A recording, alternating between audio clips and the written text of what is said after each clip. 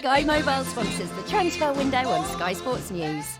Right, but now to Brighton. Ansu Fati is set to join on an initial loan from Barcelona after arriving in the UK yesterday to continue talks with the club and have a medical. Right, Harriet, how surprised are you that Ansu Fati, one, is coming to the Premier League, but two, it's with Brighton, from Barcelona?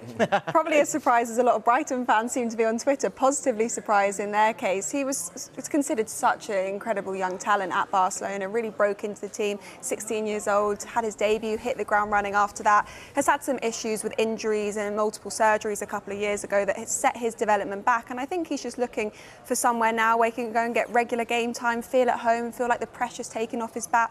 Inherited, of course, the number 10 shirt from Messi when Messi left Barcelona, so it doesn't get much more pressure than that, does it? So I think now De Zerbi has spoken to the player, felt like it's a good place for him to go to aid his development, to get back mentally and physically into a really good place. But in terms of the kind of player they are getting, a real star. He's generally a left winger, really good at cutting back in. We know that Matoma, obviously at Brighton, is a star as well, so I think that Fati might play in more central areas, but got the pace cutting in behind, so much potential. So Brighton fans should be really delighted about this one. I think he could make a really big impact this season. And James, how much praise their recruitment team deserve? I know they get a lot of praise, but they deserve it. Yeah, there's an argument they're one of the best run clubs in world football when you consider what they've done in recent years.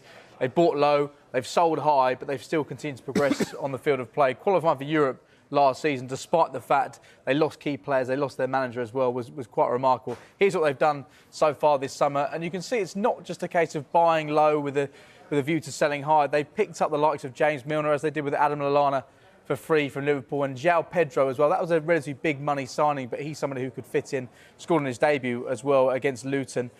It'll be interesting to see how long they can continue with that, I guess, tactic of selling players high but buying them so low. 4.5 million they bought Moises Caicedo for, and perhaps they will become a victim of their own success. Spending around £25 million on Carlos Baleba, a 19-year-old who's only played around 20 league matches. So it'll be interesting to see how long they continue, but they're run by brilliantly smart people. Tony Bloom at the top, Paul Barber, the chief executive, and it looks like they're on course to have another positive season.